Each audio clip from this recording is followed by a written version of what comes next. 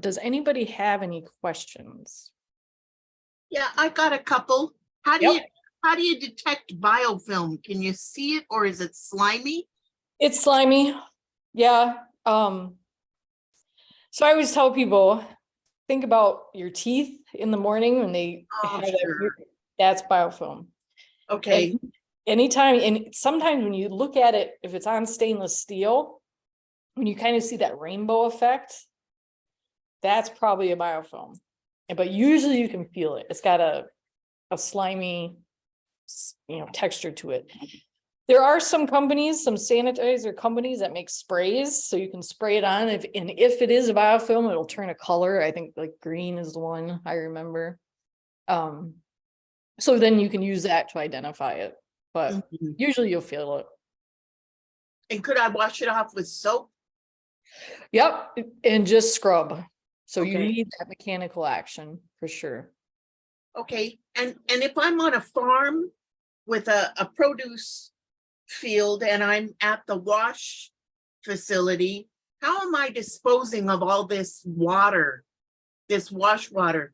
If I just throw it out on the soil, am I hurting the soil life? Well, it depends. Yeah, so if you have a sanitizer in there, that label should tell you how to dispose of that water. And so in Indiana, it's the Indiana Department of Environmental Management. They're the ones that regulate that. So how that water is disposed of, they will explain where it can and cannot be disposed. If you're not using a sanitizer, there's really no rules, except we don't want you putting it back in the produce field. We don't want you to use that water for irrigation, and the reason being, you wash those potential pathogens off. So we don't want to give them another, if they're in that water, we don't want to put them back on our production fields, but that water could be used for anything else. Good point. Water the grass, wash your car, whatever. Okay, Good questions. but you haven't heard of anybody being forced to build a septic system just to handle the runoff, right? Not that I know of. Okay, No. And I've asked that question several times because I've seen a lot of water going places where it doesn't seem like it should be. But I've asked and I've been told it's okay. So I would ask IDEM. That's your person to find out. But no, I have not heard of anybody having to build a separate septic or anything like that. Any other questions? Oh, is there something in the chat? Oh, and then Autumn put the a survey. I was Yep. just gonna put a plug in, doctor, for what you said in Washington was, you are not aware of anybody making a complaint against what they purchased at a farmer's market. So that's, pretty good indicator that this is working. Mm-hmm. Yeah. No, I haven't.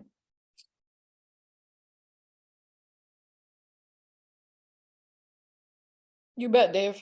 And I always tell people, come to any of our trainings, and we hope this isn't the last time we see each other. We hope we're a resource and we hope you use it. So I can let me put my contact info in here.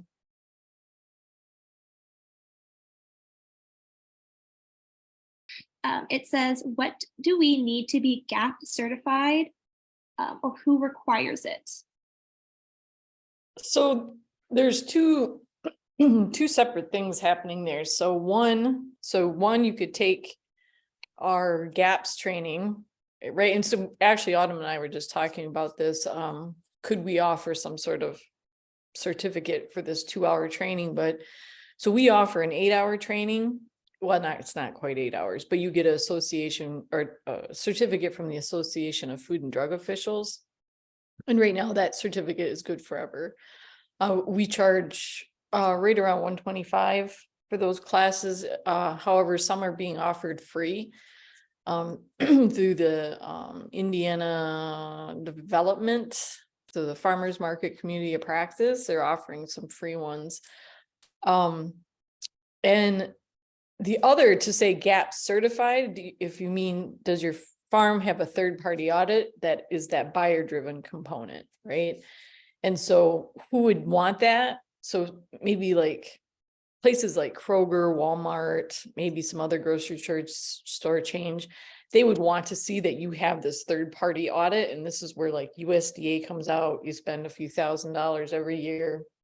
They certify your farm that you followed all these good ag practices.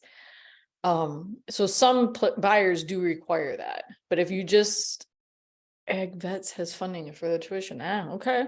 So if it's for the actual training, if it's just my training, then yeah, you get a certificate of completion. And so some, not all, but some restaurants, some schools, some hospitals will require that you have this 8-hour, the GAPS training, the certificate from the food and drug officials.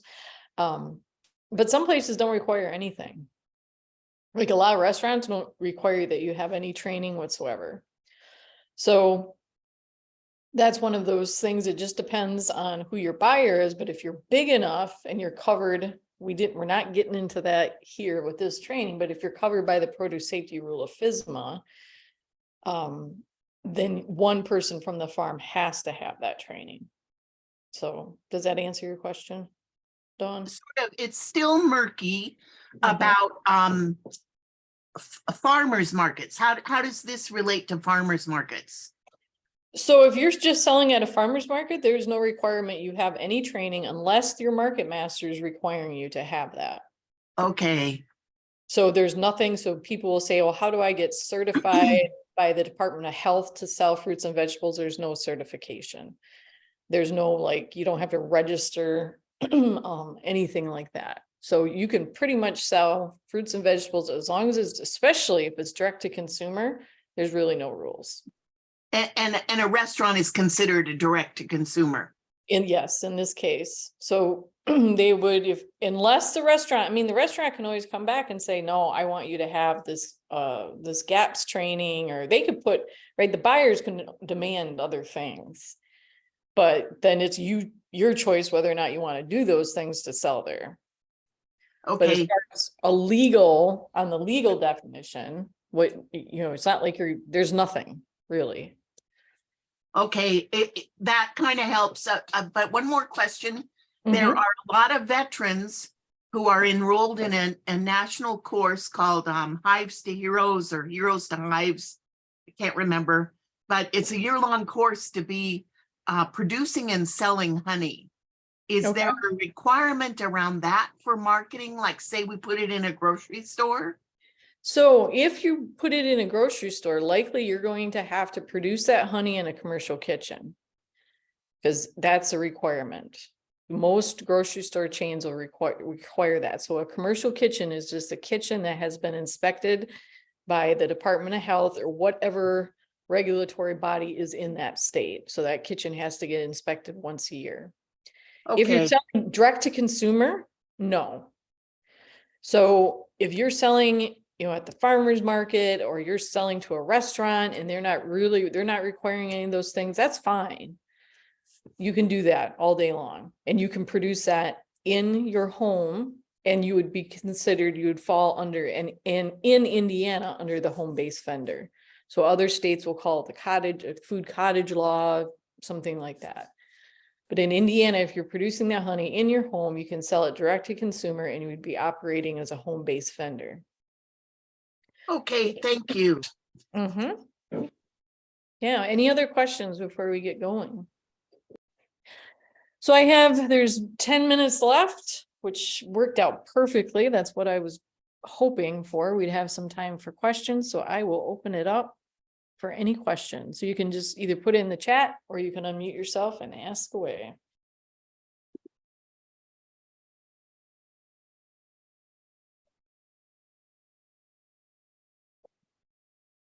And Autumn did put the post-webinar survey in the chat, so if you could please do that too while you're thinking of your questions, that would be wonderful.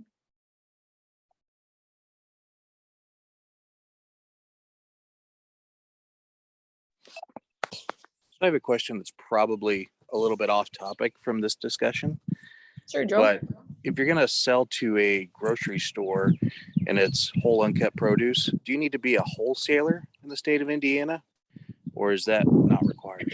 So it depends. So you can still sell as a home-based vendor if it's whole uncut produce to a grocery store, as long as it's that local grocery store, right? Because that local grocery store is not distributing that product. They're only selling it there to that local grocery store. And so if that was the scenario, you could operate as a home-based vendor and you would not have to be considered a wholesaler. The opposite side of that, though, is if, say, you're selling to a grocery store and then that grocery store takes that product and puts it in to a distribution center where then it can be taken out and delivered to, say, 20 different stores. That is wholesaling. And so again, in the HBV, that has to remain if that grocery store cannot cross state lines either. So if you're operating as a home-based vendor, selling your whole uncut produce at a local grocery store that is not distributing it, it has to remain in the state of Indiana. And you can still operate as a home-based vendor, and you would not have to be you would not be a wholesaler at that point. Does that answer your Okay. question? Yeah, that's perfect. And you're actually the first person that's been able to answer that in a confident manner so far. Yeah. So I appreciate that. Well, yeah. I've been doing this a long time. That's Because I've talked to our 3 local health departments and gotten maybe 4 different answers. And then also we do a few different farmers markets as well. And they weren't sure either. So this is yeah, and helpful. it all comes back if you're selling. You have to sell as a HBV, as a home-based vendor. You're selling. You have to sell to the end consumer. So, but again, if that grocery store is taking that and they're doing something else with it, they're taking it to, the store in the next county, in this county, and no, that is considered wholesaling. Okay. And we'd have to make sure that they're not processing it as well, right? Or would Well, it matter at this point? Once they take it, that's on them. You can't Okay. sell as an HBV. It's processed. That would be my interpretation of it, because as long as you're selling it as a whole uncut produce, and if they're taking that and say they're chopping it up and making fruit salad, well, that's on the grocery store, because you sold it as intended as direct to consumer. So I would hope they weren't, if that's how you're operating, I would hope that they wouldn't do that. And that might be just a conversation you have with them. Just say, I would prefer that this remains whole uncut and it's direct to end consumer. That way you'd know you wouldn't have any issues. Okay. Yeah, that makes sense. And then on my side, if I wanted to say take sweet corn and sell it frozen off the cob, I would need to set up a commercial kitchen and be a retail food establishment with the correct ServSafe certification and the inspections and all that, correct? Well, so you'd have to operate out of a commercial kitchen. You wouldn't need to be a retail food establishment unless you were selling that, like people are coming into your establishment and you're preparing it and they were eating it. So you should be able to, and I get this gets into that gray area, but as long as you produce it in a commercial kitchen and you have it processed, that product should be able to go anywhere and cross state lines because it was produced in a commercial kitchen. But you could not produce that like in your home or something like that. Right. And then the ServSafe, since we're home-based vendors, is required for everyone now, right? As the rule currently stands, yes. As it currently stands, yes, but that may change if you're only selling whole uncut fruits and vegetables.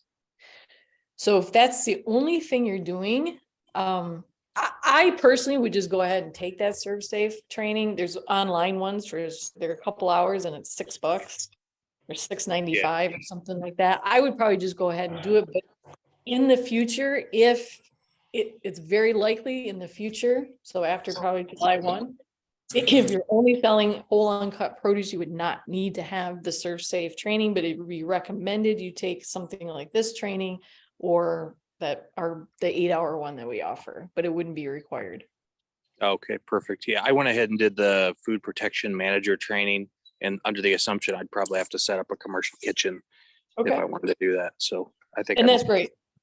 Yeah, if you are gonna set up a commercial kitchen, I would get in touch with your local health department. Yeah, and taking that training is awesome. That's gonna set you up perfectly. all right. Yeah, thank you. Mhm. Any other questions?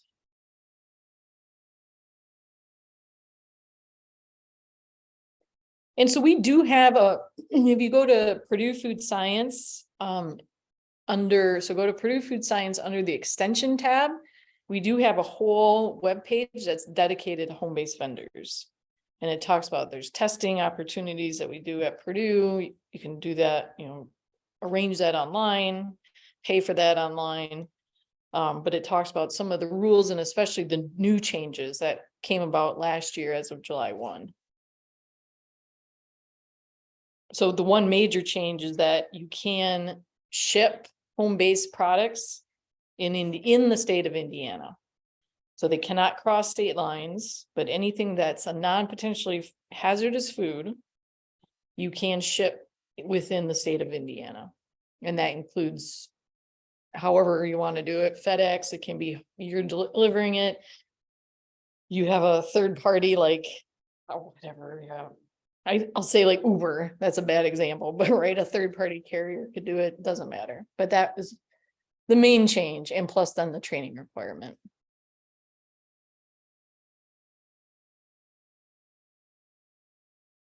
Anything else? All right, thank you so much, Dr. Deering, and thank you, Joe and Dawn, for those great questions.